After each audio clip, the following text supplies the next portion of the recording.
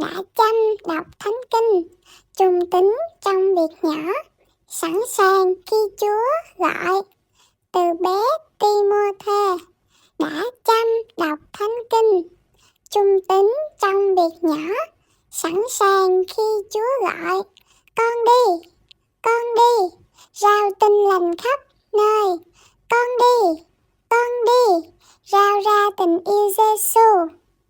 Ai đi, con đi, rao tin lành khắp nơi. Ai đi, con đi, rao ra tình yêu Giê-xu.